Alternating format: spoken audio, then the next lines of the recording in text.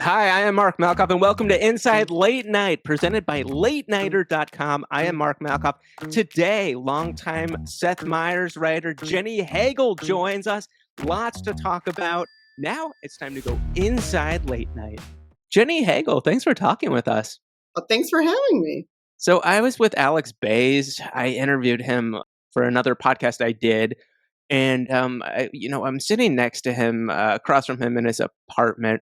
And I'm asking him who the most persistent person is. I had a podcast about persistence, and it took Bays, 10 years at Saturday Night Live to get hired, and now Seth says he's the greatest joke writer alive. And it is one of those things where Bays has been around so many people, and he mentioned that you're the one I should talk to for it, but the podcast folded. But no, he said you need to talk to Jenny, and I of Oh, course knew who you were, but it is one of those things in my head. The story I told myself is, Jenny, she's so talented and well respected over there that there was no struggle. But dear goodness, I mean, 10 years in Chicago, 35 late night packets rejected over 6 years moving here. And I was, well, you flatter me. oh, it is one of those things for people. So sometimes I think that people, especially younger people, just think that with somebody like you, and you get recognized, I mean, on the street from Seth Meyers, that it is one of those things where there wasn't much. I would see Alex Bays' name in the SNL credits for a decade, and I'm just like, oh, this is great. He just got it, and I was like, oh my goodness, I have to tell his story about how long it really took, and I love that. And you're both such at your top of your game, and it's such a lesson in just timing, and just it just sometimes takes a while for certain people. I think that's right. I think it was also a nice lesson in knowing that I wasn't crazy, because I would watch late night shows and I would think to myself, like, I think I can do this. Like, I think this is a good fit for me. But then when packets would get rejected over and over again, I was like, all right, maybe I'm crazy. And I know it's not always about, just are you a good fit? There are a lot of people who want these jobs. Sometimes it's right time, right place, being good and also knowing somebody at the show. But I feel like when I got there, and of course, like whenever you're at any new job in any field, it takes a minute to get your feet under you. But once I hit my stride, I was like, okay, I wasn't crazy. I do have this skill set. For people that are listening that are not in writing comedy, those packets sometimes will take a week or more to write. Honestly, what's crazy is they should, but often what would happen is you would find out about a job opening and get an invitation to submit material, and it would almost inevitably say, please submit this in 3 days. So it should take a week to, and then there would be a writing assignment. So I don't know. It's been a long time since I submitted one of these packets. I think it might be a little different now, partly because I think people were like, I think out of empathy, we're like, we can't make people do this anymore. And also, I think there might have been some union involvement. But the way it used to work was if a late night show was looking to hire writers, they would send out a very specific set of instructions. And they would say, if you're interested in applying, write these things. And it might be like 10 monologue jokes, 3 ideas for desk bits, 1 full sketch. Or I know I did a Colbert packet once that was like an idea for a guest we can have on the show, and then 5 sample interview questions that are funny. Like they might say like write a act 1 type news piece, like for Daily Show, that kind of thing. But every set of packet instructions would be different. And even for the same show, hiring round to hiring round, the instructions would be different. So you would get these instructions, and then they would your material would have to be written inspired by that week's news. So it wasn't the kind of thing where you could like write a screenplay and have it ready to go on your computer. Like you had to wait, and then it was like a starting pistol went off, and then you would just write round the clock until it was due. And usually when people are doing this kind of thing, a lot of times a late night job will be someone's first professional comedy job. So you're often trying to do all of that around a day job where you're trying to be like at least minimally effective and responsible. So it was just like a lot. I remember writing one packet like at 3:00 in the morning, and then just being like falling asleep at the keyboard, and then being like, okay, I'll go to bed, get 2 hours of sleep, and then wake up and keep writing. Bill Sheft, who was at Letterman, a prized opening remarks writer, it took him 7 years, I think, to get hired at Letterman. He just kept doing it. It's just such a life lesson for anything to keep going, and just what an impact you've made on Seth's show. And we'll talk about that. So you've done these 35 packets that get rejected. Then in 2016, 2015, you hear from your pal, Amber Ruffin, who's over at Seth Meyers' show, and she's doing great. that there's an opening. And is there any part of you that just said, "You know what? I've done so many of these. What's the point?" Or was it excitement, or was it just no expectations? Or walk me through that. It's so funny you asked that. So I, at that point, had been living in New York for 6 or 7 years. I had done over 30 packets submitting for late night shows. Some of them I'd never heard back. Some of them I had gotten to the second round. Some of them I had gotten to the third round. And then I had just never been hired. So I was working as a TV writer, but at a lot of, short-lived cable network shows, all of them non-union. I was making like an okay living for New York City, but it was very like a little bit paycheck to paycheck. And I had one summer where I think my name just got passed around enough that I probably submitted to like 7 or 8 shows just in this one summer. And I think I got to the second round of all of them and then got hired by none of them. And at this point, I was a single mom. I had a 1-year-old. And I was like, okay, maybe it's almost like I had a meeting with myself. And I was like, you know what? Maybe I just need to admit that this is not going to happen. I'm making just enough to like support myself, support my son. I've gotten, I'm working as a TV writer. I was working at MTV at the time, and I'm doing TV writing for a living, which is farther than I thought this would go. I'm in my 30s. I probably thought I would be like a high school Spanish teacher by now.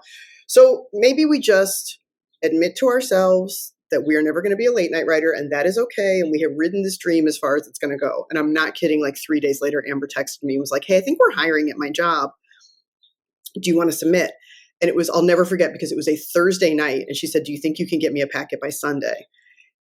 And I was too embarrassed to tell my own friend that, like, no, I can't because my soul has died and my dream, I've given up on my dream. I was really just too embarrassed to tell my good friend no. So I said, sure. And I was like, and in my head, I was like, this is the last one I'm doing. This is too humiliating. And I did it. I really ground it out. And in between parenting and working, I pulled this packet together. And I remember I sent it to her on a Sunday evening. She said, great. I just forwarded it on to Seth and to Alex Bays. And that's the packet that got me hired, which is crazy. So I guess the lesson is give up on your dreams. So how do you find out that you get hired? I'm guessing they call you in, you meet. Usually a lot of times you go in and meet the host, and then there's like, nice meeting you, we'll be in touch possibly, but how do you actually find out you're hired? I did an in-person interview, which also was like the first time I'd even gotten to that point. I went in and met in Seth's office with Seth and Mike Shoemaker and Alex Bays. And they had they were so lovely about putting me at ease because, of course, you're like flop sweating and trying to act normal and you're like wearing a blazer, but you're a comedy writer. So like, why are you wearing a blazer? Like everything is just you're so nervous. And they were lovely. And then I didn't hear anything for 2 months. And then another guy that I knew from the comedy community posted on social media, "I'm so excited to announce I've been hired by Late Night with Seth Meyers." And so I saw that and I texted Amber. She said, "Yeah, that doesn't bode well. I'm sorry, bud. We'll figure something out. I'm going to help you get hired somewhere." And then a couple weeks later, I got hired. And what I found out was they liked both of us, and somebody was really gracious and created more space in the budget so that I could also be hired. I mean, talk about getting in there, Mark, on the skin of your teeth, like just barely. But I just feel really. And then what I really love is when they hired me, they said, "Look, they're like, we usually hire people either to be a monologue writer or a sketch writer." They said, "You clearly have both skills, so why don't you just try everything and see where you feel like you fit?" And to my knowledge, that's the first time someone's been hired. The first time they hired somebody like at the show like that. And it was so lovely because I spent the first year just writing as much as I could. I contributed to Closer Look. I wrote some long pieces that were very serious, like Closer Look style pieces, but maybe they had I think I gave them different titles. I wrote monologue jokes. I wrote very weird, silly sketches. I wrote straight to camera pieces where I talked about queer issues. I just did as much as I could and slept very little. And then little by little, I think something kind of clicked around the end of that first year where I found the spaces where I felt like I was contributing the best and just decided to focus on those. You were really smart. You sat behind Alex Bays in rehearsal and you kind of were looking at the jokes he would choose from different people, including yourself. You would see how he would organize the jokes. So by the time you become an executive producer on the Amber Ruffin show and the head writer, that really did rub off on you, correct? And I learned from the best. I learned from the absolute best. Him and Mike Shoemaker and Seth, all three of them are amazing bosses. They're amazing producers. So first of all, the way that they made the show so efficient. I had worked at other TV shows, lots of other TV shows, where you'd be there till the middle of the night.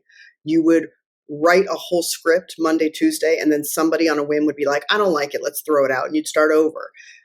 I worked on so many shows with so much wasted time, and I think I thought that was just how you had to make television. I worked at a show where we worked 80 hours a week to make one 21-minute episode a week. And then I got to late night. We come in every morning at 9:30. We leave, unless you are in the show. Before the pandemic, we used to leave every night 6:30 on the dot. I'm at home having dinner with my son every night. And we're making 4 full original episodes every week. And so I thought, oh, inefficiency is a choice. I've never heard of that. That's It amazing was incredible. And for so I think, late night.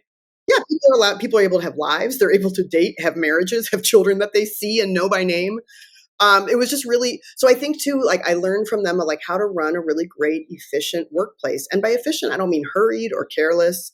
They just knew what to spend time on and what to not worry about and waste time on. And I think in that sense, they also felt like they really respected us all as people. And you were able to have a life outside of work, which makes you a better, ironically makes you a better worker. It makes you enjoy work more. It makes you well rested and focused and ready to work and not burned out. So then when Amber and I created Amber Ruffin Show, it was so lovely to be able to take those lessons, to have learned from people and watch people do that, to be able to have felt what it feels like to be an employee in that environment, and then be able to create that for other people. I found it interesting when you would talk to somebody that you hired. It was a new hire on Amber Ruffin for that they were a writer that I can't even believe you would have to say this, but I guess you witnessed this, that you would tell them, I don't care. This is quote, I do not care if the pitch of yours is funny. I do care that you're trying. I've been a writer on staff, so you do not kid a kidder. I know if you wrote this 10 minutes before the meeting on the back of a cocktail napkin, I know if you put thought into this, as long as you put thought into this, I do not care if it ends up being a thing that we use or we don't. I just care that we're all just looking to take swings because eventually something will connect. Normally when somebody gets hired for one of these things, they're so scared out of their mind they're going to be fired that they are overly prepared. But you would actually sometimes have people like this that were new hires. Yeah, you'd have a new hire. We had the really great fortune to hire a lot of people late night with the Amber Ruffin Show, who had never had a late night job before. They were like comedians who were very experienced performers and writers, and they just had not gotten their first break. And it was a very cool experience, but also, those are the people who are often the most scared. And because I've been that person. So it was really, I think it really helped me to have been a writer on staff, because I know the times where I have like been so sweaty and been like, if this isn't funny, I'm going to be in so much trouble. But what often I think that leads to is people sitting on good ideas, because they might think of something really funny, but it might be a little weird. It might be a little outside the box of what the show regularly does. But that's what you want. You want some cool new idea that's interesting, that gives you a fresh, like breath of fresh air on the show, that gives you a new perspective. You want those weird outside the box ideas. But if people are scared in a pitch meeting, you will never hear those ideas. You will only hear the safest ideas. And some ideas are just great. They're just like right down the middle. It's like throwing a strike. Like it hits right in the middle in that sweet spot, and it's exactly right and perfect for your show and for what your show has always done. And it's just funny.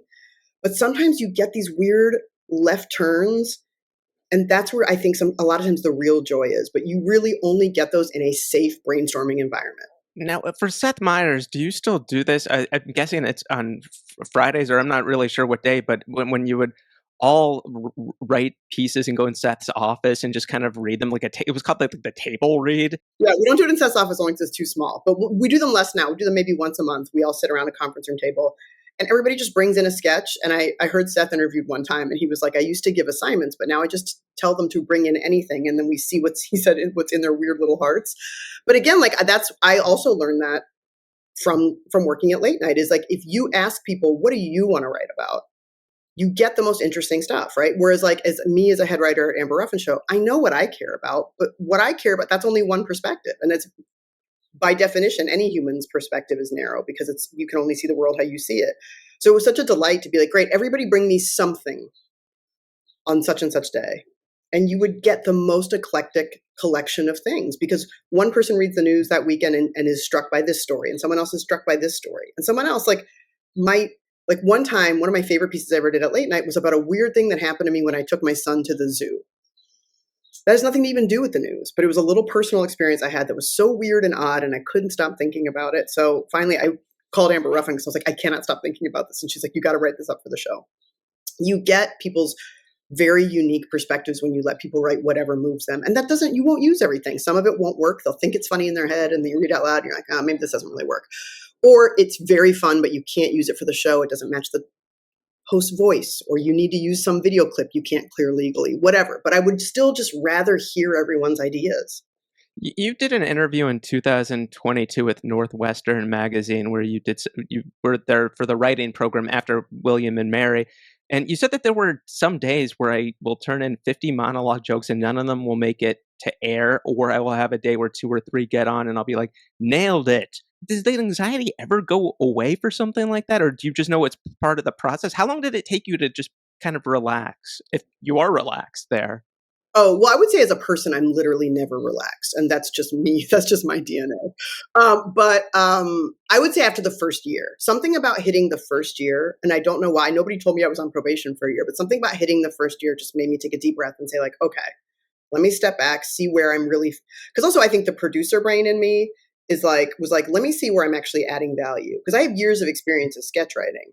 But that wasn't what I was getting on the air the most. So I just thought like, okay, I can keep turning in sketches, or because what I want to do is help my boss. My boss at the end of the day needs the biggest pile of usable material he can get so that he can build a show.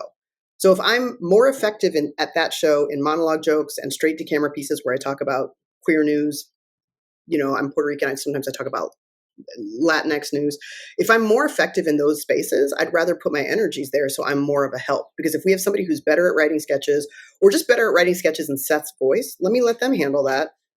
And so I think that's what kind of helped me take a deep breath.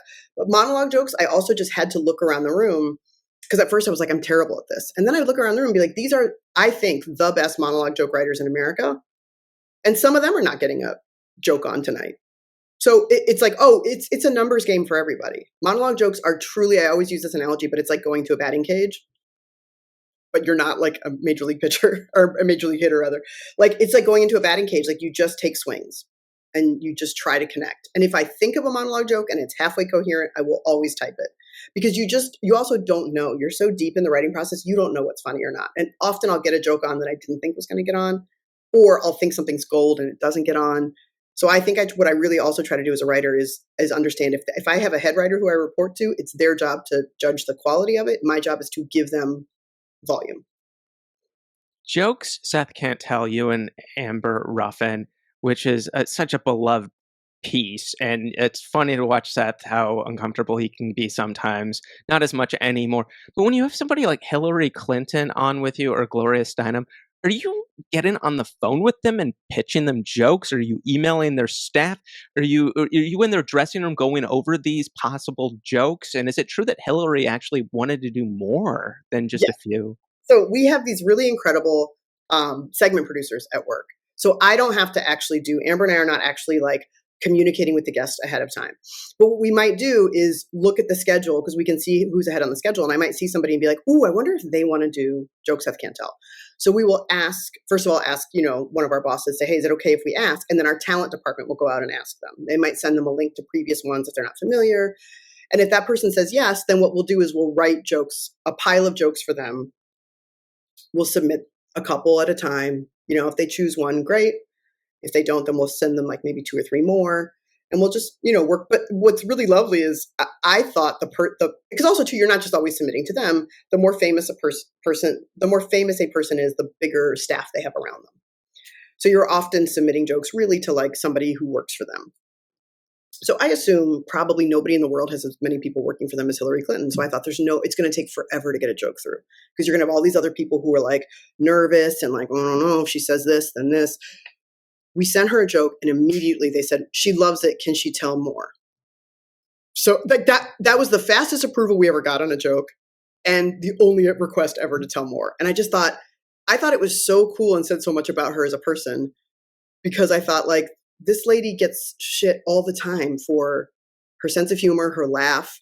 I thought, what a cool, brave thing to be like, I'm going to tell more jokes. So we wrote 2 more jokes for her. She told 3. It went over very, very well. It made her look great. It made the show look great.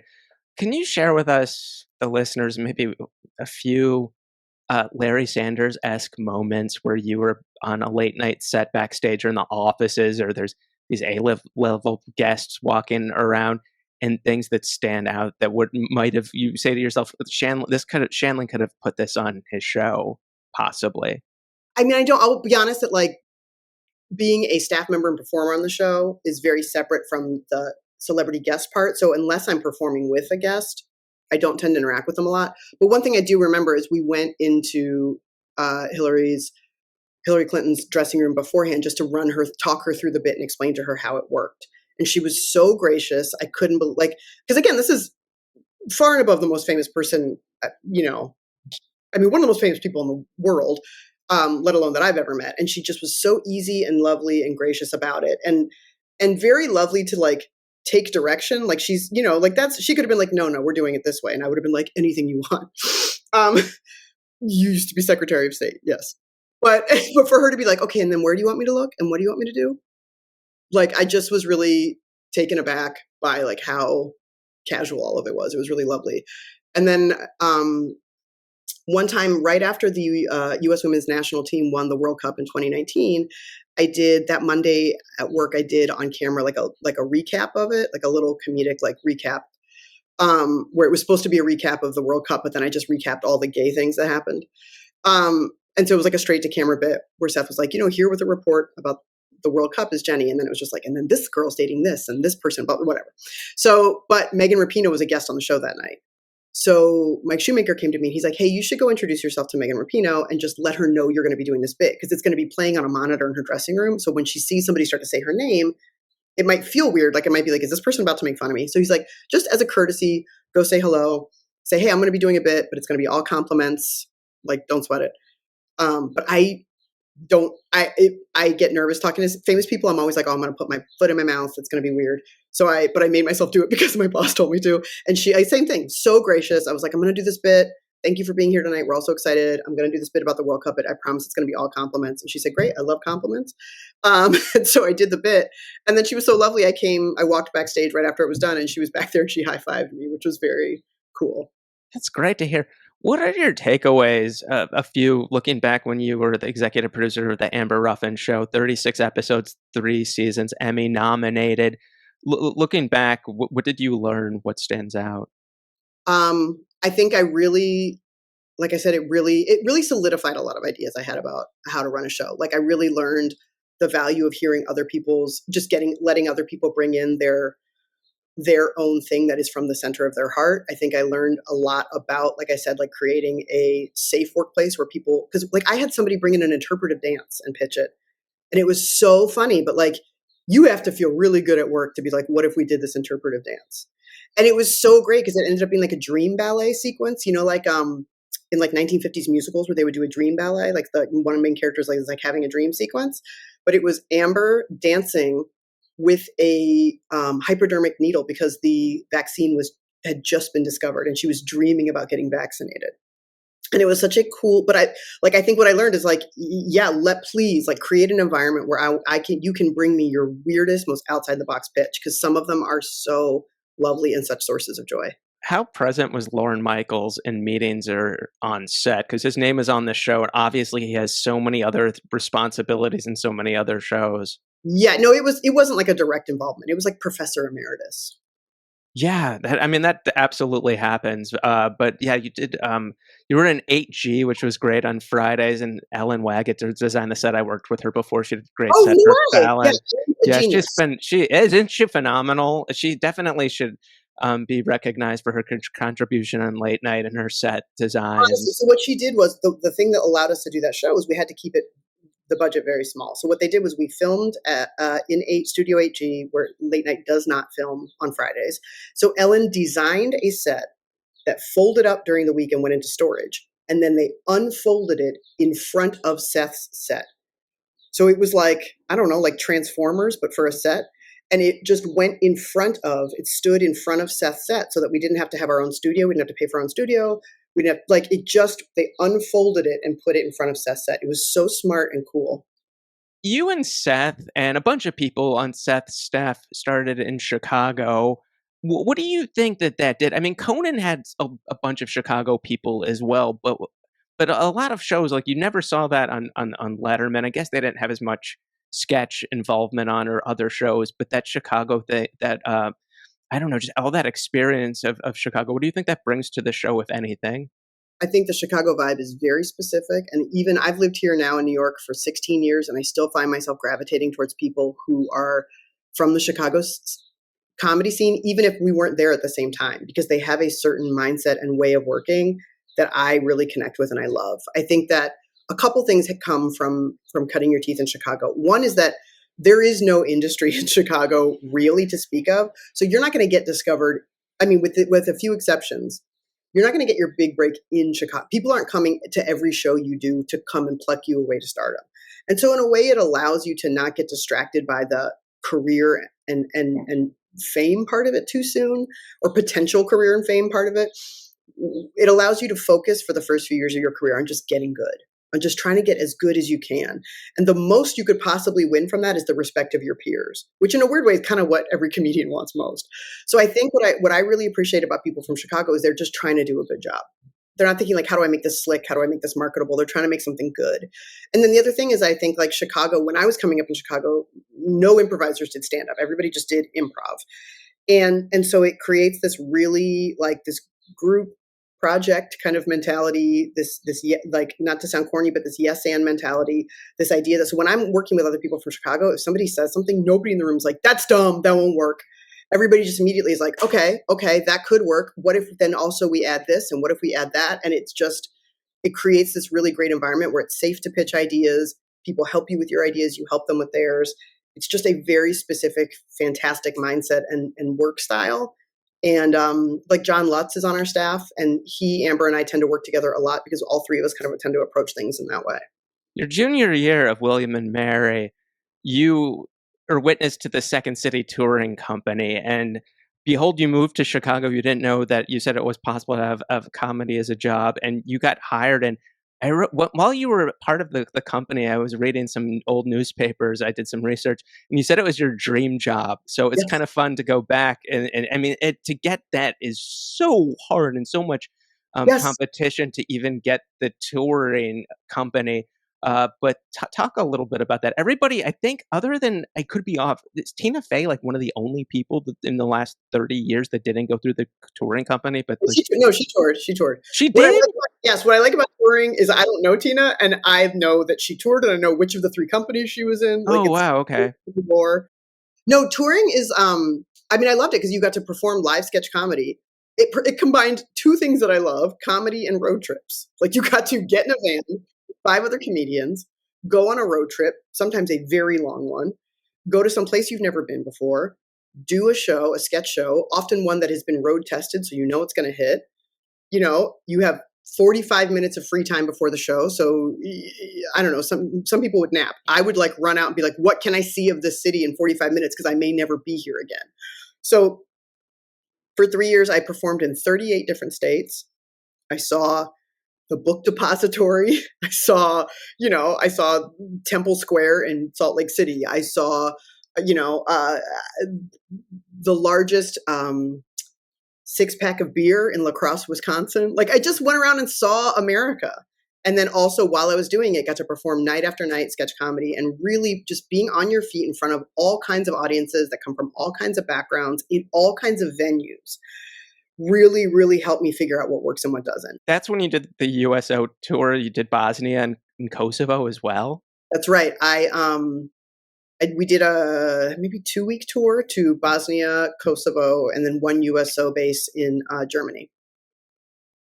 You've been performing a lot, and we're going to get to that in a second. But talk about late night trash can. This is all when you've done this before. This is all rejected material from the Seth writers. Yeah. No, it's actually not Seth writers. It's specifically just I'll invite writers from a bunch of different shows.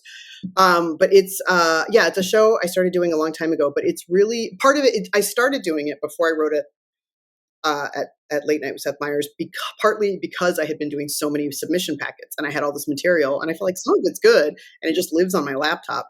So I did a show where myself and a bunch of other writers got up and read stuff that had been rejected. And then about a year and a half ago, sometime around the time of the writer's strike, I was like at home, feeling severely at home. And I thought, I want to get out of the house. And so I thought, let me bring this idea back. And I started doing it at Littlefield in Brooklyn. And I invited writers from a bunch of other shows because I thought, there's one thing we all have in common is we all have a bunch of stuff sitting on our computer. And like I said before, writing for a late night show is all about volume, right? So things will get rejected for all kinds of reasons that have nothing to do with them not being funny. Everybody I know has a ton of actually genuinely funny material on their laptop that just didn't get chosen for their show. So many times, so often it's just really because of real estate. Like you have 3 hours worth of good material, you have an hour and a half show. So I just started inviting people from different shows to come and read stuff that they really are partial to that just never saw the light of day. And it's so lovely. It's so fun. And it's like some of the things get rejected because they're like too dirty for TV, or they just like, I've had pieces where it's like you write it and then you're about to produce it, and right before you do, the news story changes and it's no longer relevant, or it requires a prop that's too expensive or whatever. But it's so fun to get those things out in the open and let people see them. And then part of the show is I always take a moment and have all the writers sit down and ask them a few questions about things they've learned from rejection, reasons they've had things rejected. And I think it gives people a kind of a fun look behind the curtain into that process. You're doing a show in Brooklyn this Saturday, June 28th at Union Hall. By the time that people actually are listening to this, it'll be over, but we're going to do a piece on Late Nighter previously so people know about this. And you have some other shows we're going to talk about coming up as well. But this is Jenny Hagel Gives Advice. How did this start? And what is in store for this show? Because it's kind of taken its life on its own. You've had some really famous people that have participated. Yeah, this show is so much fun to do. So in real life, for better or for worse, a part of my personality is that I constantly give people advice that they did not ask for. I cannot stop myself from doing it. I'm sure everybody around me wishes I could, but I just have a personality, not even from a condescending point, but if I have a thing that I think would help you, I have to blurt it out. And so I just am somebody who was always trying to give people advice. And I just kind of got this idea. I thought it'd be really fun to do a little show. But I really want to do something live and something that didn't require a lot of prep, and something where I could like spend an hour with either a comedian that I know and want to have a chance to perform with, or somebody I'd like to get to know.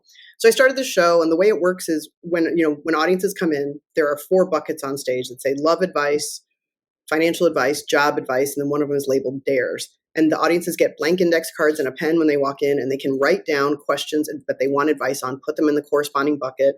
If they want to write a dare that they want me to do, they can put that in the bucket. And then for the rest of the show, myself and a guest pull things at random out of those buckets, and we answer those questions and give advice. We really do our best to give good advice. My guests are almost always comedians, so we also try to do it in a funny way. But we really do give it our best shot. And at the end of the show, for like the last 10 minutes or so, I bring a real, actual therapist on stage, and they give us feedback on whether or not our advice was good. And then at the end, they give us a letter grade on our advice. I love that. You're also going to be at Joe's Pub on July 26th here in New York City. And then you're going to be in August. You're going to be in Chicago doing that show. Who are some of the special guests that you've got? And I saw that you got Alex Moffat, who was on Saturday Night Live for many years. And then I've had some incredible, I've had Laurie Hernandez, the Olympic gymnast, Justin Guarini, America's Sweetheart from Broadway and American Idol. John Lutz has done it. Desi Leidick from The Daily Show. I've really been Jeff Hiller, Murray Hill. It's really been fortunate to have some fantastic people. This Saturday, it's going to be Shantira Jackson, who a lot of people know from Wait, Wait, Don't Tell Me. She's a really accomplished TV writer. But I think people might know her voice from Wait, Wait, Don't Tell Me. And she's just so funny. How is your book going that's going to come out next year? Advice No One Asked For. Thank you for asking. It is draft 2 is complete. So we're kind of Congrats. in the tiniest bits of editing. But yeah, that was a really fun other way to channel this weird part of my personality. Yeah, no, I think that's super exciting that you're doing all of this. Thank you so much for coming on. I've been wanting to meet you and talk to you in so long. When your book comes out, I hope you come back. And I would love to. Thank you. Thanks for listening. Please subscribe so you never miss an episode. On Apple Podcasts, please rate it and leave a review. Be sure to go to latenighter.com for all your late night TV news. And you can find my podcast at latenighter.com. podcast.com/podcasts. Have a wonderful week, and I'll see you next Tuesday.